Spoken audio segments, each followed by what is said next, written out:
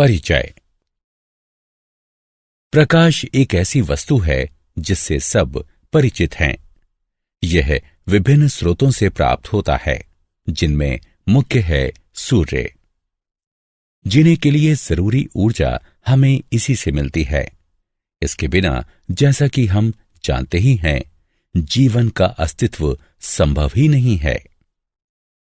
ऊर्जा का वो रूप जो वस्तुओं को देखने में हमारी सहायता करता है, प्रकाश कहलाता है। उद्देश्य।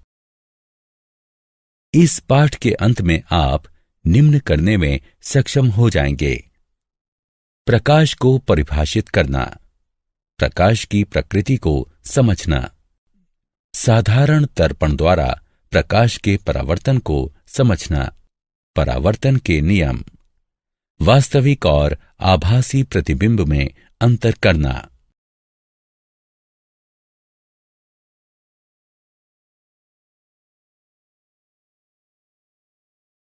प्रकाश एवं प्रकाश के स्रोत। ऊर्जा का वह रूप जो वस्तुओं को देखने में हमारी सहायता करता है, प्रकाश कहलाता है।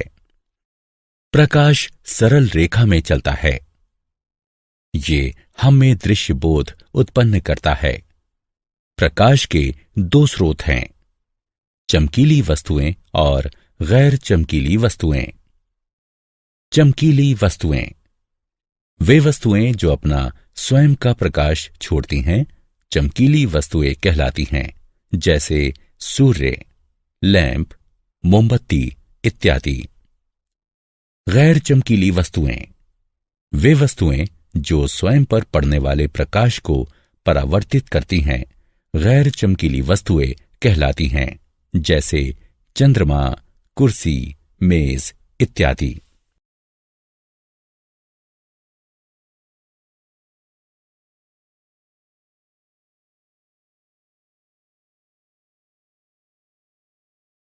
प्रकाश की प्रकृति। प्रकाश के परावर्तन, अपवर्तन, विवर्तन तथा अन्य अनेक पहलुओं के बारे में जानने के लिए प्रकाश के सिद्धांतों के आधार पर उसकी प्रकृति को समझना होगा। प्रकाश की प्रकृति के दो सिद्धांत हैं: प्रकाश का तरंग सिद्धांत तथा प्रकाश का कण सिद्धांत। प्रकाश का तरंग सिद्धांत। प्रकाश विद्युत चुंबकीय तरंगों पर आधारित होता है, जिन्हें प्रवर्धन के लिए किसी भौतिक माध्यम की आवश्यकता नहीं होती। इसके अभिलक्षण चिन्ह हैं विवर्तन, निष्कर्ष एवं ध्रुवीकरण। प्रकाश का कण सिद्धांत।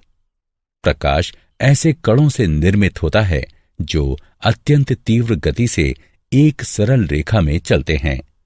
इसके अभिलक्षण चिन्ह हैं परावर्तन और अपवर्तन। प्रकाश तरंग और कण दोनों के गुण प्रदर्शित करता है। प्रकाश का स्वभाव दोहरा होता है।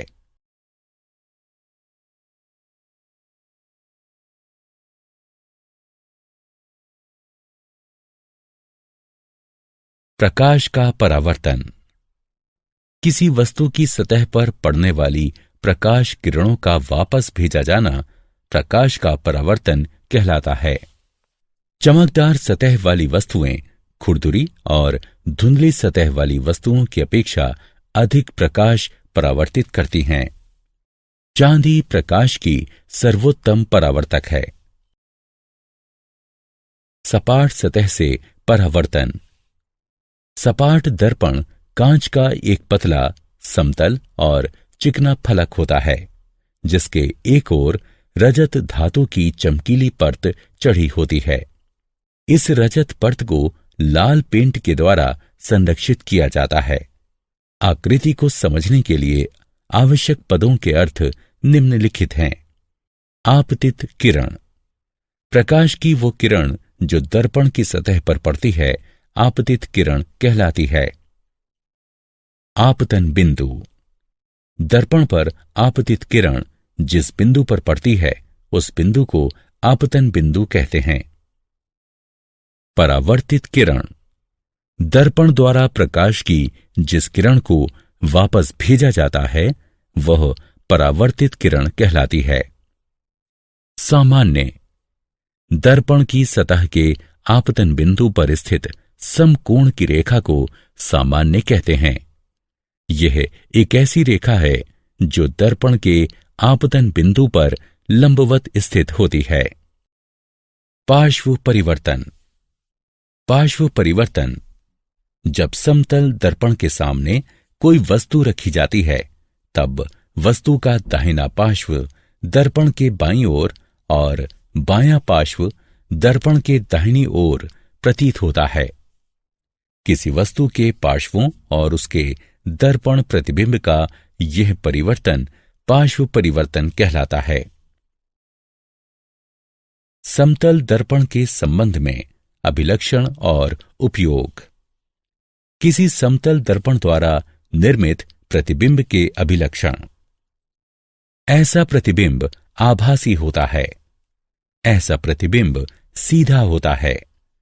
प्रतिबिंब का आकार वस्तु के आकार जितना ही होता है। समतल दर्पण द्वारा निर्मित प्रतिबिंब दर्पण में पीछे उतनी ही दूरी पर होता है। ऐसा प्रतिबिंब पार्श्व परिवर्तित होता है।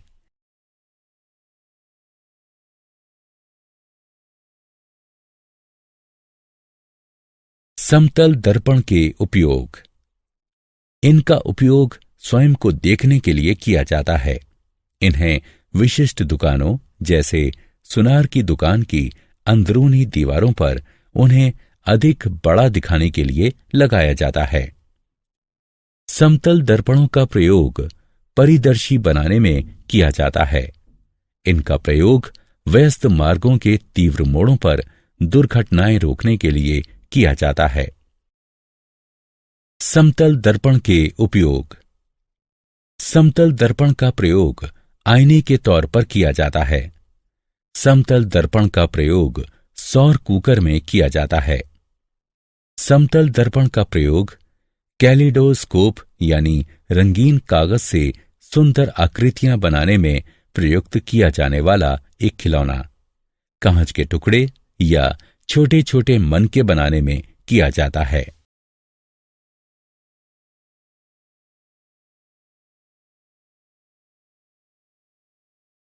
परावर्तन के नियम। परावर्तन का प्रथम नियम। आपतित किरण, परावर्तित किरण और सामान्य ये सब एक ही समतल पर स्थित होते हैं। परावर्तन का द्वितीय नियम। परावर्तन कोण सदैव आपतन कोण के बराबर होता है।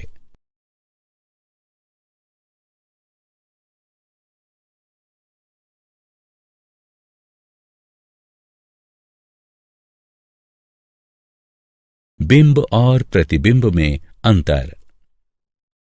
बिंब कोई भी वस्तु जो प्रकाश किरणें उत्सर्जित करती है बिंब कहलाती है। प्रतिबिंब। प्रतिबिंब एक प्रकाशिक प्रकटन है जो किसी बिंब से उत्सर्जित हो रही प्रकाश किरणों के किसी दर्पण द्वारा परावर्तित होने से उत्पन्न होता है।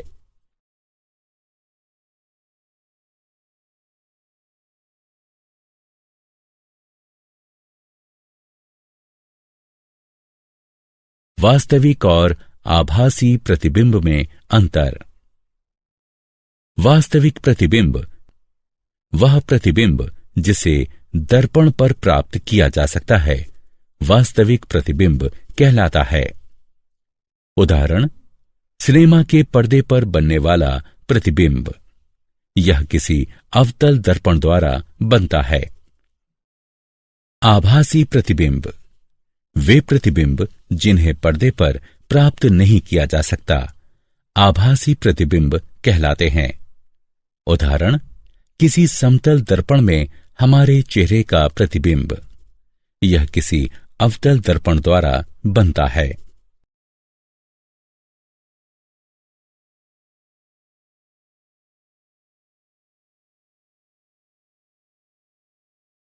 क्या आप जानते हैं, दिखाई देने वाले प्रकाश का तरंगदैर्घ्य 380 से 740 नैनोमीटर के मध्य होता है और इसकी आवृत्ति 405 टेराहर्ट्ज से 790 टेराहर्ट्ज के मध्य होती है।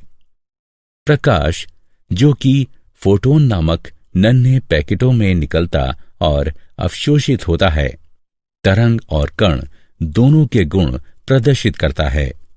यह गुण तरंग कण द्विविधता कहलाता है।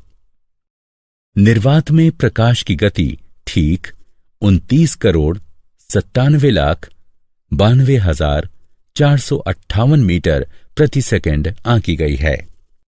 प्रकाश उत्पन्न करने वाली प्रक्रियाएं हैं नगण्यीकरण या सिंटिलेशन, इलेक्ट्रोल्यूमिनिसेंस, ट्राइबोल्यूमिनिसेंस, चेरेनकोव विकिरण।